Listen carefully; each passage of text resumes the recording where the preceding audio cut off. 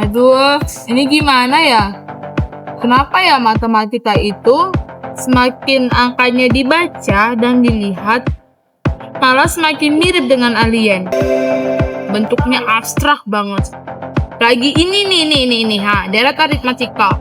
Beda, suku ke N, jumlah N-nya, suku ke 5, suku ke 100. Gak tahu bikin pusing aja. Ya ampun. Ini tuh deret aritmatika apa deret kesabaran aku sih sebenarnya? Setiap aku baca, bedanya malah semakin bertambah. Dan aku semakin nggak tahu bedanya itu di mana. Jika dari tadi bolak-balik buku tapi nggak paham-paham. Kayak orang lagi baca komik tapi nggak ngerti alurnya. Kamu jangan ngedit gitu deh. Ini tuh beneran susah tahu. Apalagi ini nih. UN sama dengan A ditambah N dikurang 1 dikali D. Ini tuh apa maksudnya?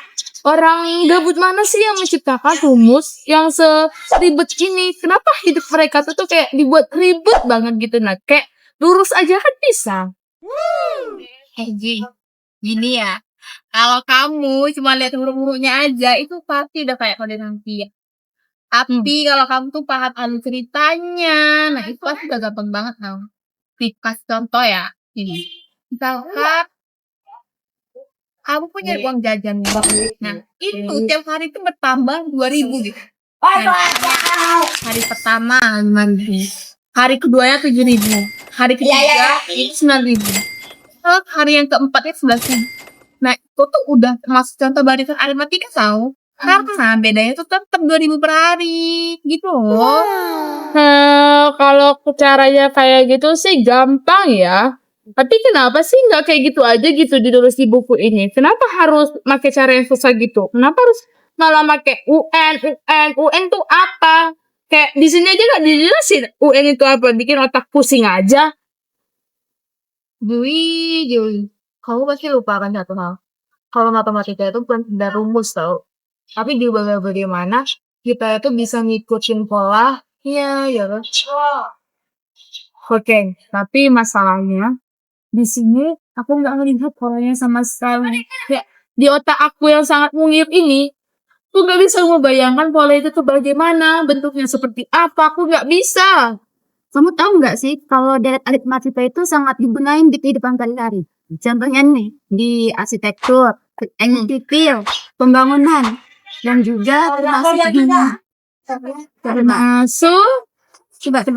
Termasuk apa? Di jembatan Gentala Arasi. Beneran? Jembatan segede itu, yang sebesar itu, sepanjang itu memakai deret aritmatika. Kamu bercanda ya? Terus kamu gimana? Jadi jembatan yang sebesar itu dibangun sampai tukang gitu. Kayak gini ya, contohnya. Pak, kayak kalau tiangnya kita taruh di sini bagus deh sih. Terus bentuk tiangnya, bentuk talinya kita buat miring gini, lurus gitu, bagus gitu. Enggak dong Jui. Nah itu semua itu pentungan. Apalagi nih ya, pola tiang pagarnya tuh. Nah juga tahu itu pentungan yang sehingga posisinya sama setiap tiangnya. Jadi, setiap tiangnya itu tuh memakai barisan aritmatika. Itu beneran? Iya betul. Makanya itu dari kemarin yang waktu kita observasi ke Gentala, supaya kita bisa lihat langsung gitu unsur-unsur matematika yang ada di sekitar kita. Aku jadi makin penasaran deh nih. Ayo tunjukin satu bagaimana kita menggunakan rumus-rumus yang sangat ribet ini ke dalam kehidupan nyata kita. Tenang, pas banget kemarin kita udah rekam semuanya. Coba deh kamu tonton. Oke, siap. Kalau kamu pikir matematika itu cuma soal rumus dan angka, coba deh kamu ikuti kami menjelajahi salah satu ikon kota Jambi, yaitu Jembatan Gentala Arasi. Selamat datang di Jembatan Gentala Arasi. Tempatnya, matematika itu bukan cuma teori saja, tetapi juga hidup dan nyatu pada kehidupan sehari-hari kita. Halo, aku Mira, Aku Juwita. dan aku Hafni.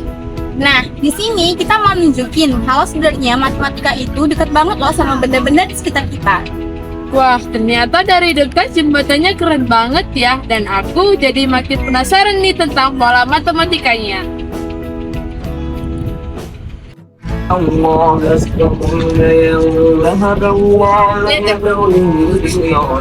kayaknya punya jarak kalau dekatkan tuh kayak gitu. Ya, ini tuh kan kayak baris matematika nggak sih? Iya, bener. Ntar ya. Nih, tuh. Nah, kan karena jarak yang sama kan, nah berarti dia punya beda testan. Itu tuh sih tapi nggak udah beres.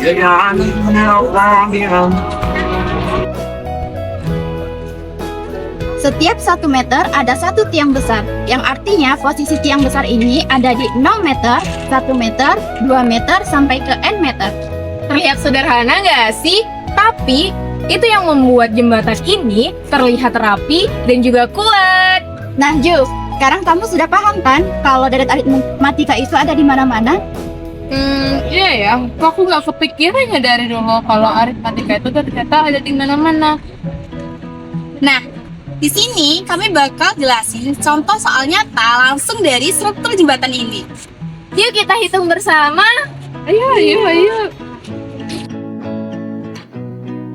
Lihat deh panjang tiang besar pada jembatan ini. Jarak antara satu tiang dengan tiang berikutnya itu kan 1 meter.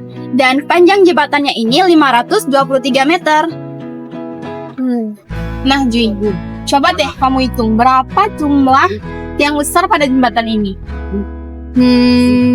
Kalau mulai dari 0 meter sampai 523 meter, itu berarti 523 ditambah 1 sama dengan 524 tiang. Benar kan? Iya, benar banget.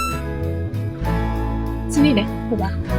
Tengok di antara dua tiang ini itu hitung 1, 2, 3, 4, 5, 6, 7, 8, 9, 10, 11, 12, 13. Di antara dua tiang ini ada 13 tiang kecilnya. Di mana setiap celahnya itu ada 523 kan tadi.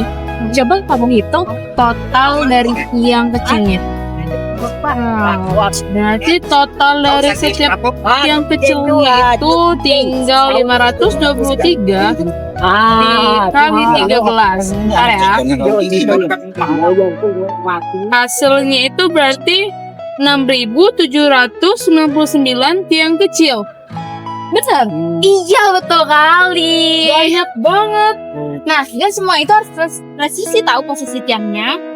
Nah, sekarang Ju coba hitung tiang besar yang ke-75. Pakai rumus UN kan? Iya. Coba deh. Bentar ya.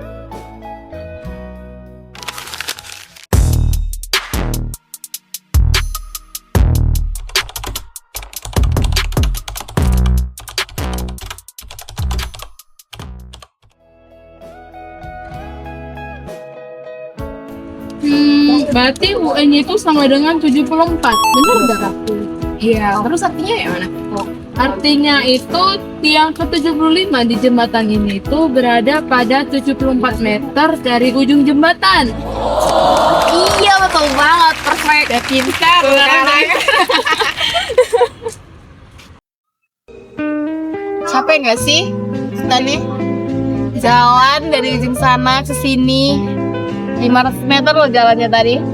Buat kita jalan panas ya kan, lihat kering ya. Iya seru sih. Tapi kalau ngomong tengok deh, di jembatan ini bukan sekedar matematika nggak sih? Hah? Ini masih ada lagi ya? Aku kira mancingnya doang yang dramatis. Ternyata semua bagian dari jembatan ini dramatis. Ya enggak lah Dita, ya kan cuma baris itu aja, dan aritmatika aja konsepnya. Nah, ini ya kalau kamu perhatiin ini jembatan gentalan ya dari ujung sini ke ujung sana. Nah itu kalau kita belah dua, sisi kiri sama kanan itu bakalan hampir simetris gitu loh bentuknya. Iya ya, kayak kaca cermin. Betul, kayak cermin. Betul. Tapi kalau di geometri ada pula itu namanya simetri. Gimana kalau desain simetri ini dibutuhkan di jembatan ini itu karena biar stabil aja nggak sih? Biar rapi juga dah sih, enak dipandang gitu ya kan? Soalnya kalau nggak stabil atau rapi tadi atau nggak simetri, Kayak Kayak rambut aku pas bangun tidur.